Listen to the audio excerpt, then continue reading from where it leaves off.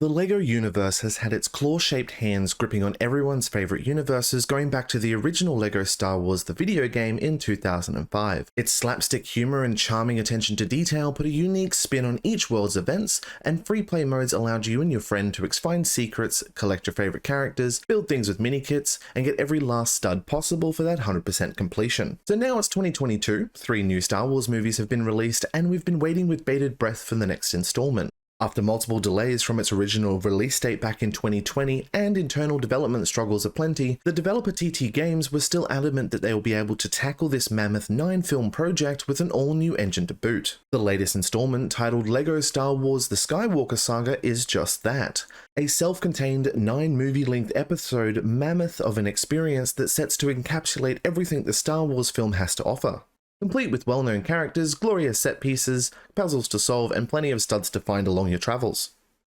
So, does this game have all the magnetism of a Jedi running past a Lego stud, or is it more like that guy that's read one pickup artist dating book and is about to be kicked in the studs? Let's find out. My name is Kochie, and this is LEGO Star Wars The Skywalker Saga. Great shot, kid! That was 1 in a million! Hello there.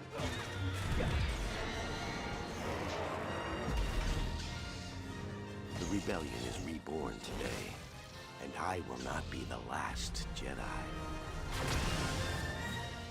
Remember, the Force will be with you, always.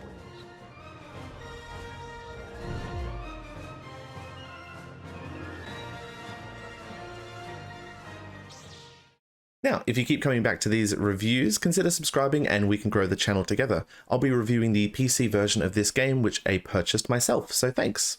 Me? Jumping straight into level select, and you are presented with these amazingly crafted set pieces with a major moment from each of the films. While they aren't all unlocked from the get-go, you'll be able to enjoy these lovingly crafted animations which will get you excited for what's to come. Already you can see the increase in visual quality of the LEGO characters, and the way everything links together is very cool. You have the option of starting at 3 different points in the saga depending on your preference. Will you start with the release order and delve into A New Hope, or will you play from the beginning with the Phantom Menace and experience the saga from beginning to end? Once you have completed your chosen levels episode, you will unlock Galaxy Freeplay. This mode allows you to explore galaxy areas you've discovered in Freeplay without an active story episode.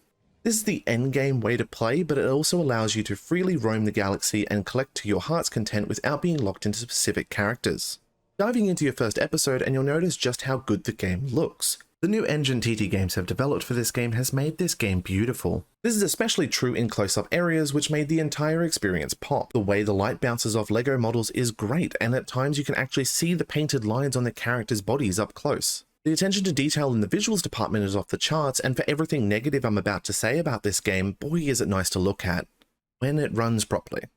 Unfortunately, there are multiple instances of the game running anywhere between 20 to 50 FPS even with an RTX 3080. This occurred on multiple occasions where there was a lot going on in the visual set pieces, like in Coruscant cities or in the Ewok village of Endor. The cities are pretty to explore, but when the game is chugging this hard, regardless of settings, it puts a bad taste in the mouth. I also had performance issues with about a dozen enemies on screen or in places where there was a lot of visual effects going on, like electricity and fire. This was especially true when the game entered the dual view mode, where you switch between 2 sets of characters' viewpoints to complete an objective. For some reason, the engine can't keep up with both perspectives simultaneously, and it harms the frames which you already don't have. Maybe this will be something that will be fixed in patches, but it is worth mentioning as it can have quite an effect on your experience, and it pops up on multiple occasions. The worst offender of this is during the Attack of the Clones episode in the droid manufacturing facility on Geonosis. With so much going on and the use of dual view, my game was pulling a whopping 11 frames per second. This was regardless of any changes to graphics, full screen windowed settings, or driver updates. Hopefully this gets fixed because it was pretty much unplayable during this 10 to 15 minute gameplay sequence. This just added to the other issues with the game and proved that even after 2 years of delays, it's just not ready to be released yet. When 2 out of the 5 missions in a film are on-rail shooters, it doesn't give much wiggle room for creativity, and it's the prequel films that I think got shafted the most. After completing all 9 episodes, I felt the prequels had the least amount of work put into them. Starting with The Phantom Menace, the story as a whole was pretty glossed over and just stepped through the motions of the films without adapting anything to the LEGO style that we've seen in the past. The game relied heavily on slapstick comedy, which became dull after an hour because it was the same gags over and over again. These moments were usually in the background of the story and started to compete for screen real estate. This combined with the rest of the comedy being jokes that are told instead of shown, it really took away from what a LEGO Star Wars game was previously about. I am Queen Amidala. No. I am Queen Amidala. I am Queen Amidala. No! I am Queen Amidala.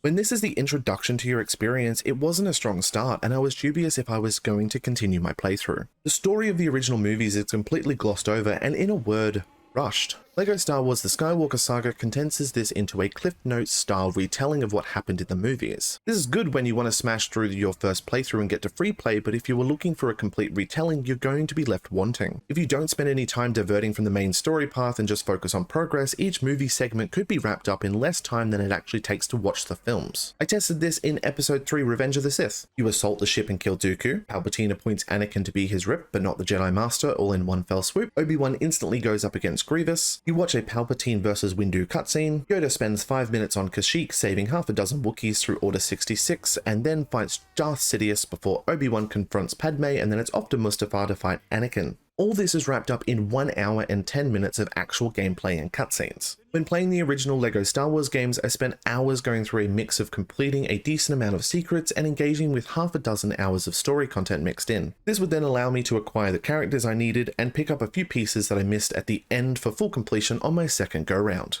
The levels were adapted to provide a LEGO feel, with rooms of puzzles mixed in with other rooms with enemies to fight. The only time I felt the nostalgia of the previous games was in Episode 4, and I was almost 6 hours in. Episode 4, A New Hope, actually gave me back some hope, pun intended, that this would be an enjoyable experience. The dialogue was on point with the moments portrayed from the movie, the comedy has had more effort put into it with gags actually having me laugh, and the whole experience seemed like it was made with the same polish and charm as the previous games. P16? Yeah. I'm sorry to bother you. He just... What was that? Nah, it's nothing. Maybe it's another drill. Come, my friends, must be swift and silent. Fuck off!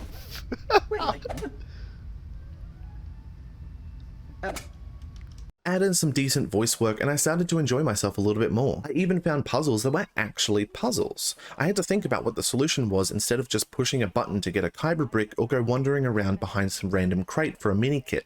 The one negative I had for Episode 4, which then I continued to notice throughout, was the sheer feeling of story whiplash I got in each of the cutscenes. A crushing moment for Luke realizing his aunt and uncle have been burned alive and realizing he has no place to go was transformed into a 10-second cutscene that barely makes the reference to the fact and then has Luke's reaction as follows. Uncle Owen! Emperor! There's nothing for me here now. I want to learn the ways of the Force and become a Jedi like my father.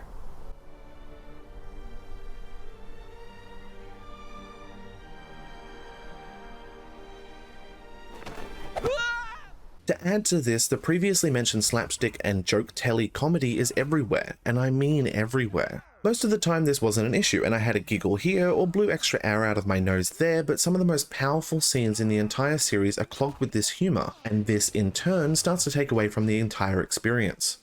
I know this can be considered a game built for the kiddies, but kids can be sad too. You don't need to be joy from inside out and only make them feel the happy times and only the happy times.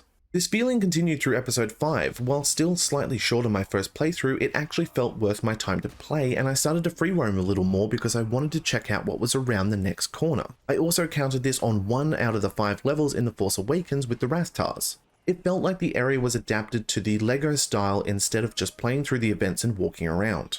Maybe it was my mistake for starting with Episode 1, but it was the original trilogy that at least tried to bring back that nostalgic LEGO Star Wars vibe with a fresh coat of gorgeous paint. Along with these new graphics is a new action-style camera angle, and this changes how a lot of the combat is handled in the game. The developers have attempted to spice up the combat somewhat in the form of adding additional attack buttons and a third-person camera perspective for a more engaging experience. Now you can perform combos on the hordes of enemies in front of you, and on Jar Jar. You have your standard attack, your jump which allows you to juggle your basic enemies, and an ability button so Jedi can mix in force moves and others can use grapple guns, shocks, shoot people, etc. On top of all this is the trusty ground pound, which got me through most of my previous games without much of a sweat. As previously mentioned, while I understand the game is originally designed for the demonic crotch goblins we've come to know as children, the game doesn't provide any challenge in the combat section. Being a core part of the player's experience, it's one thing that should be keeping them engaged to progress. Now you've become even more powerful with combo abilities, and all it's done is maybe change the face button I mash while looking for the next collectible.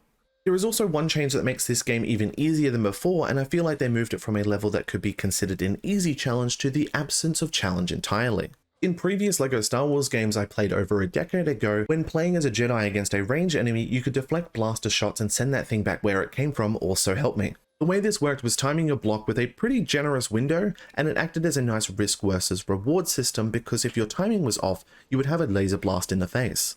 Now, it just happens automatically. You can stand there like that boss from Metal Gear Solid that just can't die because no one can hit them, the overpowered bastard. This appears to be the case on every ranged enemy that I encountered as a Jedi. Battle droids, blocked. Super duper droids, super duper dealt with.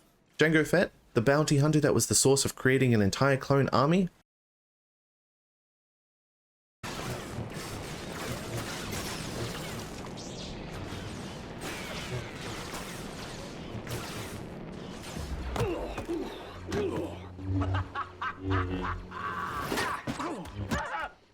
Gameplay.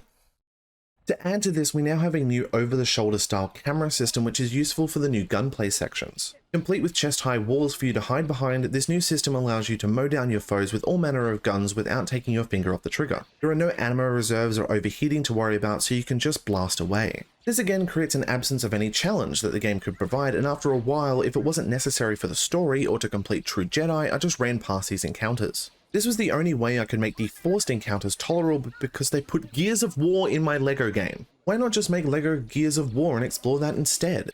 It's cool to see in a trailer, but in actual gameplay it gets boring just pew pew pew pew pew pew pew pewing at the same stormtroopers for multiple hours. There are also multiple boss fights throughout each story chapter where you do battle with dastardly Sith, bounty hunters, friends turn foe, etc. You get the idea, go watch Star Wars. These battles are usually in multi-staged arenas where you have to fight one-on-one with an enemy that has a multitude of health bars. On draining one of these health bars, the fight is drawn out with the boss running away to throw cannon fire enemies at you to make you interact with something before proceeding, or just plain running away before re-engaging. While these do provide some semblance of challenge from time to time, due to the lack of any actual death penalty, you can just wail away with your eyes closed until they complete the story or the controller runs out of batteries. So far we have a universe of 9 movies whose stories have been glossed over quicker than the backlog of my sexual partners, the comedic shift into a genre of tell don't show, and a combat system that becomes dull and repetitive very quickly. But at least it's gorgeous to look at, and the animations are tight when they need to be, which makes the game at least mechanically playable. Going through all of this must mean that the devs focused on the rewards and the free roam puzzles that you actually get these rewards from, right?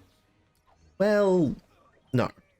Puzzles in the vast free roam style levels are very broadly, which always kept me looking out for more during my playthrough. From replacing batteries and finding keycards to sliding jump puzzles and things I hadn't been able to try, I'd been more focused on the world that I was placed in than the actual story taking place in front of me. Oh, I needed to escort Queen Amidala to safety so we can escape a droid army? Nah, that can wait. I need to rebuild some temple statues so I can get another Kyber brick. On the first playthrough, this is a bit of a double-edged sword though. The good thing is that for the most part, the game waits for you to be ready to progress any given story arc. This allows for some mild freedom as you get through any episode of your choosing. The downside is you'll be disappointed when you get halfway through a puzzle, and this is because you'll realize that you can't finish it without having a specific character ability needed to complete the last stage. This again reinforces the game focusing on the free play game mode as the actual game and not your first go around. The more I encountered these areas, the more I wanted to skip through them for the sole reason that I know I'll have a better time with them on the second go round in free play. I can spend an unimpeded hour figuring out how to complete puzzles in any area of my choosing. With the game hindering me in the story mode and the reliance on the various character types to complete what seemed to be the main game mode, it did feel a bit lackluster.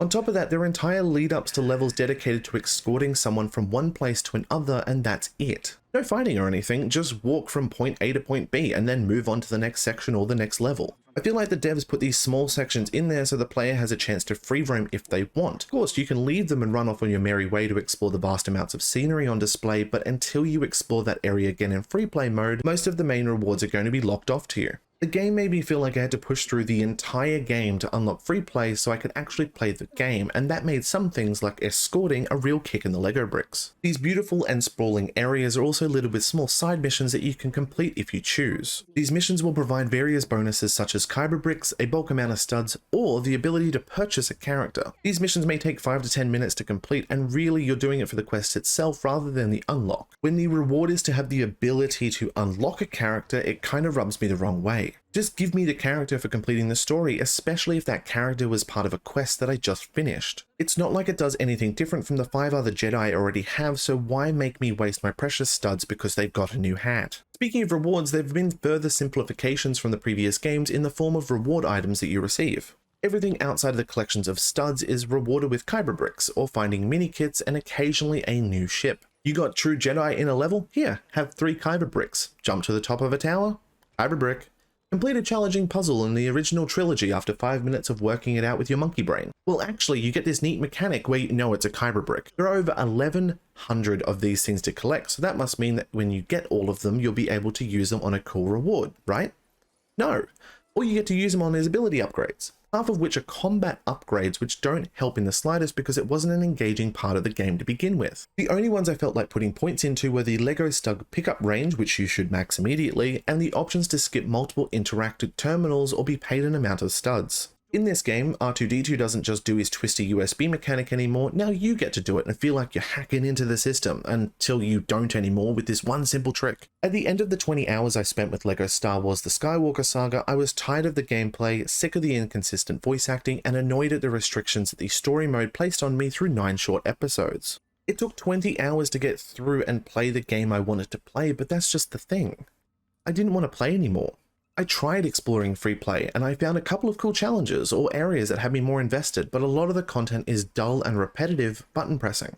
The moments I did enjoy were just that. Moments in a slog of multiple episodes being padded by walking across areas and filled with uninteresting gameplay. I'm sure I could run around the various locales and collect all 1100 kyber bricks in a chill stream or two, or I could spend my studs and collected data cards on silly augments to the game if I wanted to. Now I can have baguettes instead of lightsabers and my gun is now a banana, but it wasn't worth my time sitting down and playing through more than I did. It really showed that the game isn't finished, and to me anyway, it shows throughout the experience save for episode 4. It was a massive undertaking for the company, and on top of this they built the game in a new engine which must have made everything even more difficult. The charm of the previous games is barely there, the small but present challenge is gone entirely, and they put Gears of War in my LEGO game. It's mighty pretty to look at, but this too comes with its own problems. All of this on top of the poor performance issues means I can't recommend picking this one up. Maybe wait for a sale and see if some of the bugs and some of the issues have been ironed out, but it's not something that you can really play from start to end and feel like it's a whole experience. At this point, I would rather you go pick up the complete saga, which is on Steam for half the price, is a well-crafted story and has a heck of a lot of charm in it. But that's all I have to say on LEGO Star Wars A Skywalker Saga. Thank you so much for watching the video, and I hope you enjoyed the complete saga if you do end up picking it up. Remember to like the video if you liked it, consider subscribing if you want to see more reviews like this. Apologies for the delay, I got the big C virus unfortunately, so I'm mostly recovered from that, but that's the reason. We'll have a new video in about 2 weeks or so. Till next time, catch you later, Kochie, out.